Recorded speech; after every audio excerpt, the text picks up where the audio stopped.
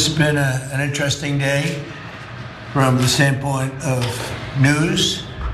As you probably know, we've just seized a tanker on the coast of Venezuela, large tanker, very large. Largest one ever seized, actually. And other things are happening, so you'll be seeing that later, and you'll be talking about that later with some other people. Yes, it's very exciting from the standpoint of news. Yeah, we've turned into pirates, I guess. Basically, I was a fan of those Johnny Depp movies or whatever. I prefer them in the realm of fiction. But yes, we've seized a tanker, the biggest one we've ever seized.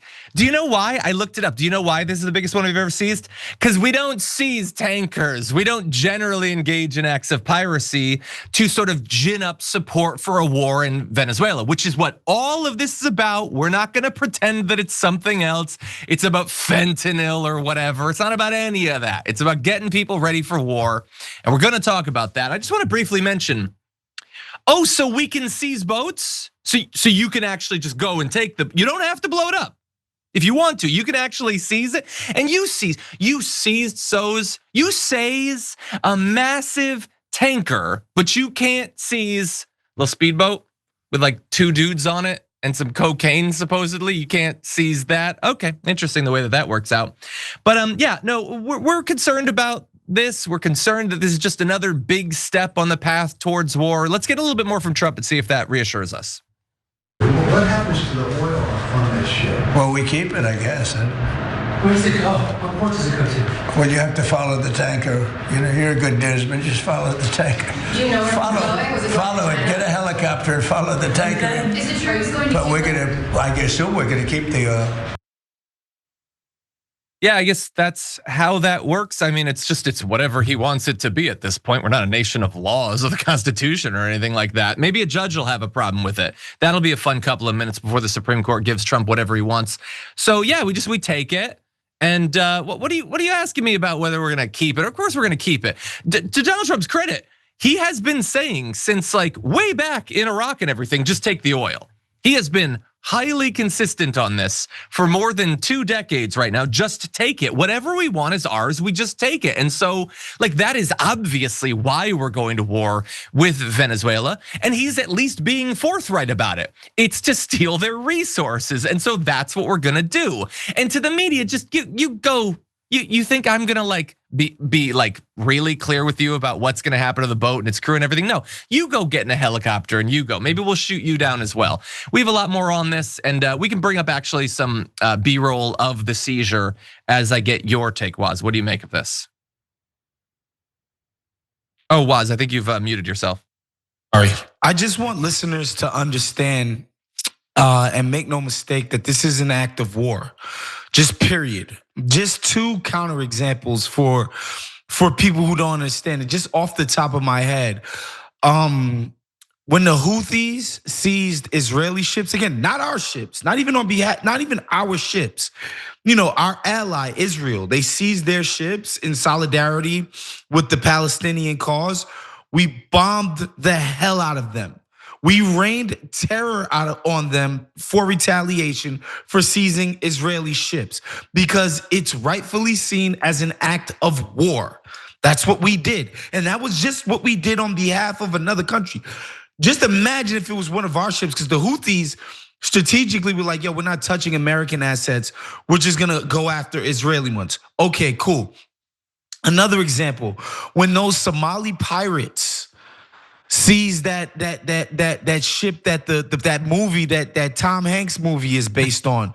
Yeah. We sent all kinds of naval assets to that region. Cuz guess what? You're not allowed to do that stuff. And so again, make no mistake, guys, like this is an act of war. They're escalating their aggression against the Venezuelan government and its leader, Nicolás Maduro. And that's what this is. There's no other way to read this. And to John's point, you know, I honestly, I push back on the idea that this is about the oil simply because Maduro's already offered it.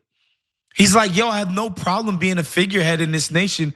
We'll cut deals with whatever oil company you want. It's yours. You have it. You want gold? You got it. it's not really about that. It's about these crazy ass neocon foaming at the mouth South Floridians of Cuban and Venezuelan persuasion, many of whom in that Venezuelan and Cuban expat community, rich as hell people, by the way. And they're still butthurt over the fact that the leftists took Cuba in 1959 or whatever the hell it was. And they just refuse to get over it. And they see this Venezuela thing as a bridge. We kick Maduro out, install this sham Nobel Peace Prize winning lady, who's a complete fraud, by the way. And yeah, this will be the step to taking over Cuba. And that's what these people want. And literally, what American is actually served by any of this, John? That's what nobody's even, you gotta need to ask because they stopped with the fentanyl thing. Notice that's gone. If you notice that, we don't even talk about fentanyl anymore. So what is the utility for the American people that is being served here by starting an insane war over there?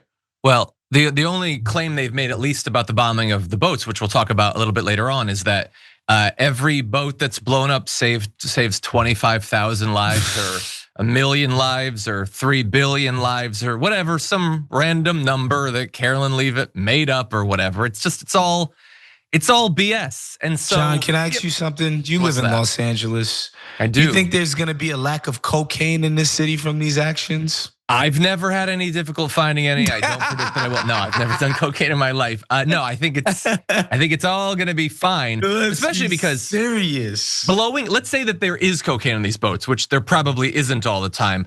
I don't think it's gonna affect the supply in LA to blow up ships that weren't going to the United States in the first place at all. And so look, maybe the resource thing is right. Maybe it's the political regime change thing that you say. Maybe it's 60-40 or 70. Yeah. I don't know. Yeah, exactly. I don't know.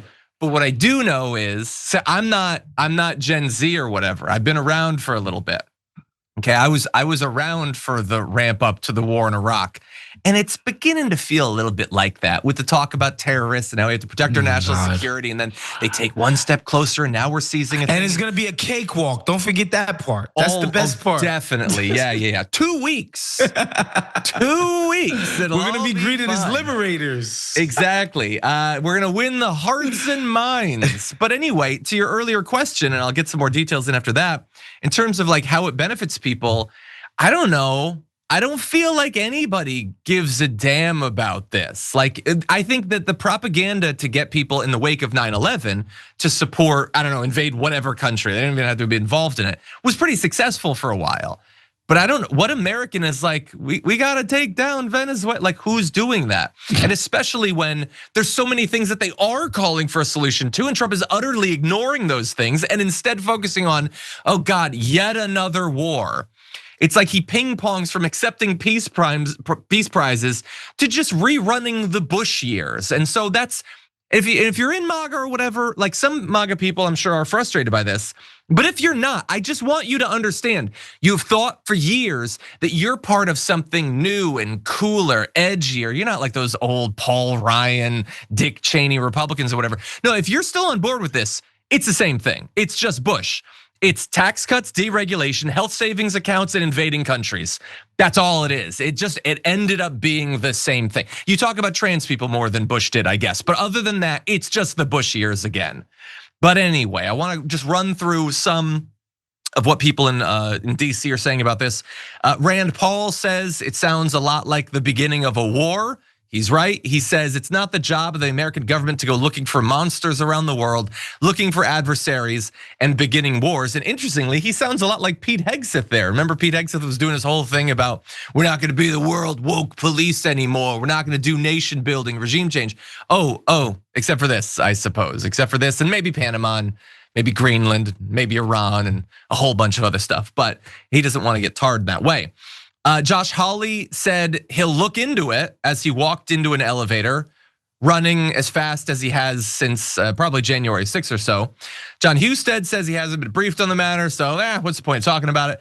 Roger Marshall says the seizure is news to me and that the US should be pushing back on Venezuela. He's concerned about the drug cartel that's running the country. So that's great. And Lindsey Graham has this whole long thing, multiple paragraphs about how it's so amazing that we're doing this. Maduro's regime of terror needs to end. Yes.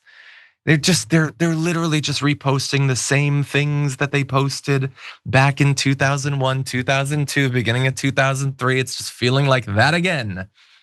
And we'll see if we, end up trying the people who are on the boat, if we end up actually seizing the oil or whatever. It's all nonsense and it's moving in a terrible direction.